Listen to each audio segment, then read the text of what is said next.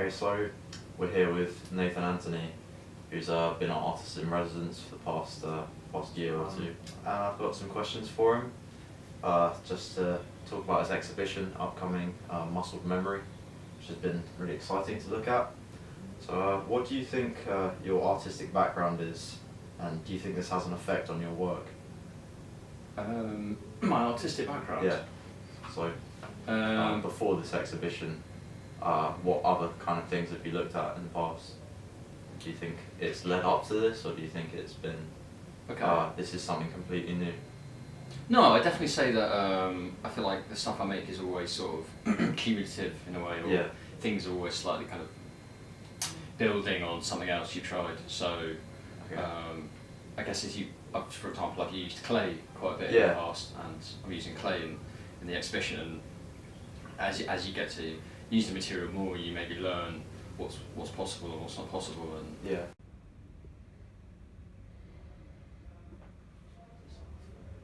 So how do you think working in a school has actually influenced your work, if at all, really? I think definitely having access to certain I've been lucky enough to have access to the facilities in the art department, which are really great. So yeah, just the fact that being able to use a kiln, means that I know I can fire things, and if I didn't have that, you've got everything that you can use. Yeah, exactly. If I didn't have that, then I maybe wouldn't attempt to make a certain kind of work. Yeah, if that makes sense, because it just becomes more limited. More. Exactly. Yeah. So I think access to certain Do you think facilities is definitely. Do you think you're ever inspired by like work that you see by any students? Definitely. I mean, yeah, because even if you've done something yourself, like screen printing, for example, seeing someone do something slightly different, or they do it a different way, and you think, oh, I do it this way, but they do it that way, and they get a different result. So yeah, I think that's good, because it sort of makes you challenge your assumptions. Or good. Yeah, absolutely. Yeah. A lot of your work, or an observation that was made when some students came around was, do you think that history or like historical practices have influenced your work, like patterns, like that sort of thing? Yeah, certainly, absolutely. In these works here, you can see a little bit what kind of. What are they called? Do you have a name for these ones? Yeah, I think they're just called. They're sort of 6 as a group, and they're called, I think, Muscled Memory, which is the same as the exhibition. But they were definitely inspired by these stone cylinder seals, Mesopotamian cylinder seals that I saw in the British Museum, which were like small cylinders of stone that were carved on and then rolled on clay, and the carvings were printed in relief. They're carved in reverse, and it prints in relief, and that really it's quite weird, carving it in reverse. Yeah. So you're carving into it, and then but when you print something. Because I guess the carving is not the final thing in a way, even though they do seem like quite beautiful objects.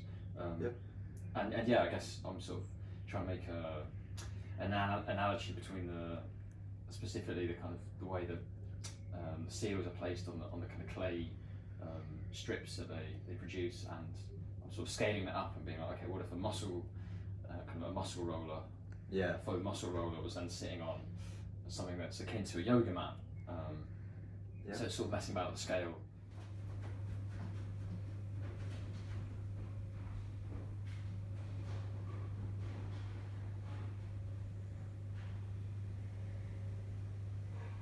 Okay, cool. So, do you think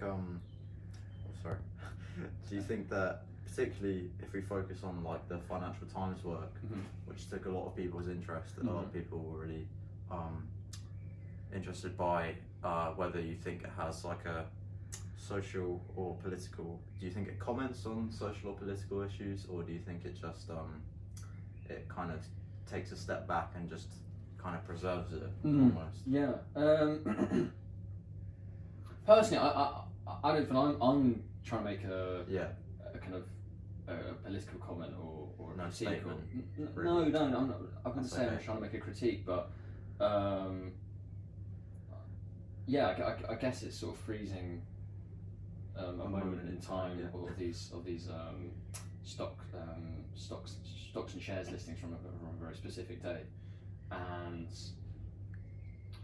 I guess in a way, often I feel like I'm not entirely aware of what the work's doing, but I'm sort of bringing two It's quite things interesting. close enough together that they're gonna Create they're gonna, like, something. they're gonna have a conversation. Or this, imagine holding two something like Magnets. electrodes, Yeah. or magnets close enough, and then you start to feel the, like, the Tension. Yeah, Yeah. they want to, like, attract each other, but you're just sort of holding it there, and it's a little space in between that's interesting, I think. Okay.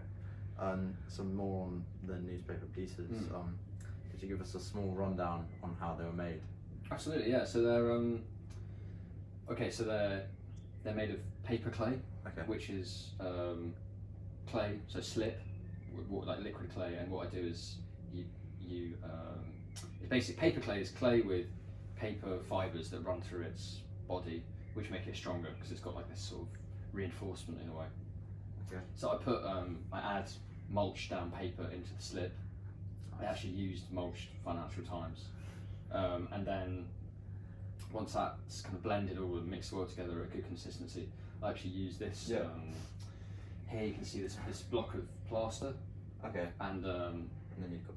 the squeegee, and I sort of Right. I put it on the plaster, and plaster draws moisture out of the slip, and I sort of drag it across until you end up with a dry but thin enough sheet that I can peel off.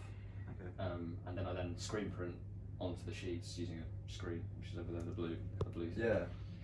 So they're screen printed onto the. Screen printed sheets. onto the Interesting. clay, yeah, and then once they're printed, I'm able to kind of form them and manipulate them and make them look crinkled So- or dog-eared or. So was the you say you had just the Financial Times, but was that a conscious choice? Did you go and look out for a Financial Times newspaper, or did you just find a newspaper that was around? No, it's a newspaper from a specific day, yeah. So I guess initially I was making tests, which is with newspapers I could access online, JPEGs offline. But then the images that are on the clay here are sourced from a specific. It's a newspaper which I bought,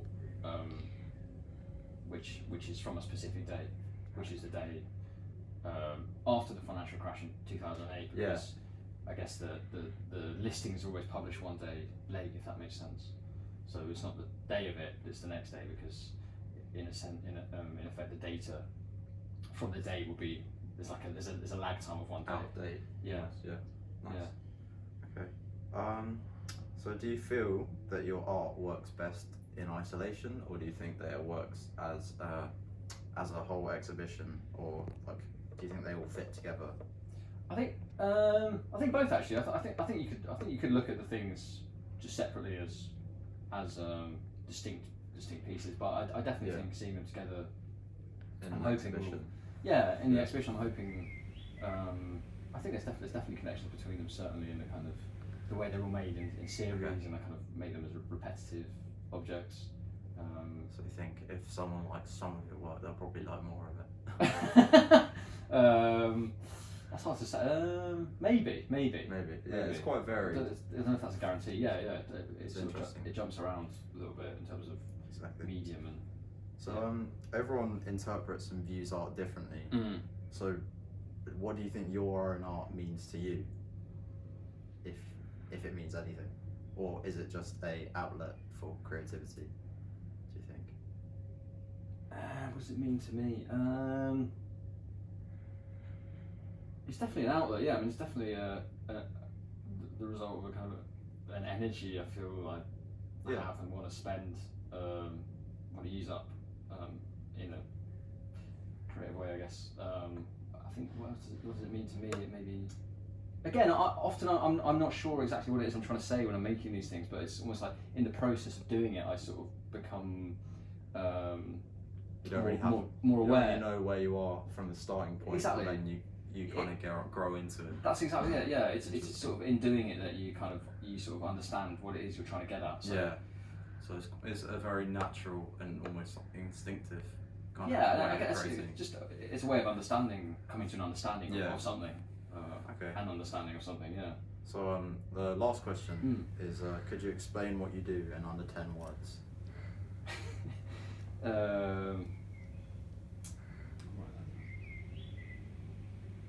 Another 10 words. Okay. It's rerouting conventional associations for poetic reconsideration. Yeah, that'll work. That's it. Cool, thank you very much. No, thanks for coming. Excited to see your exhibition. Yeah, me too. I want to see it up there. I'm sure everyone else will be very excited. Yeah, hopefully it's, Thank you. No, thank you, yeah. Cool.